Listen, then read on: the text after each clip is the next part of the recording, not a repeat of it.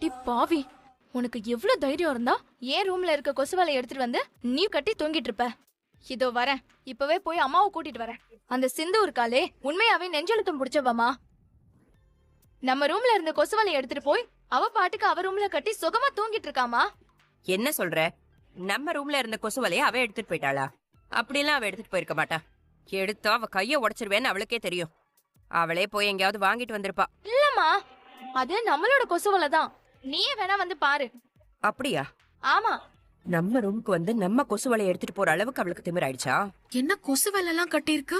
யாரு நமக்கு கட்டி விட்டுருப்பாக? ஒருவேளை டாக்டர்தே ராத்திரி வந்து இந்த கொசுவலைய கட்டி விட்டுட்டு போயிருப்பாக. அன்னபூர்ணி அத்தைக்கு தெரியாம கொசுவலைய கட்டி விட்டுருக்காக. இது மட்டும் அன்னபூர்ணி அத்தைக்கு தெரிஞ்சதுன்னா அம்படுதே டாக்டருக்குதே பிரச்சனை.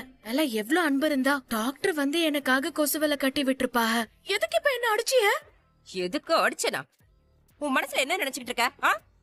உனக்கு எவ்வளவு திமிரு இருந்தா ஏன் ரூம்கே வந்து எனக்கே தெரியாம என்னோட கொசுவலை எடுத்துட்டு வந்திருப்ப?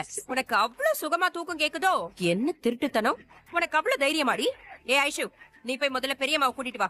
இன்னைக்கே இதுக்கு ஒரு முடிவு கட்டுறேன். இந்த வீட்ல இருக்கிற எந்த பொருளையும் தொடக்கூடாதுன்னு அன்னபூர்ணி அக்கா சொல்லிருக்காங்க.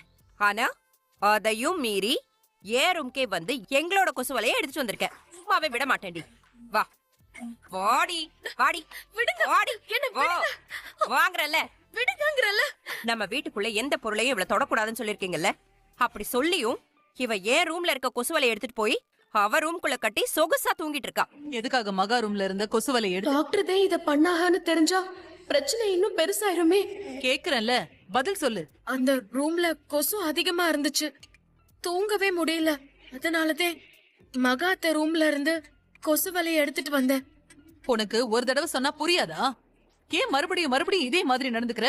நீ பொய் சொல்லி என் புள்ள வாழ்க்கைய கெடுத்தது போதாதுன்னு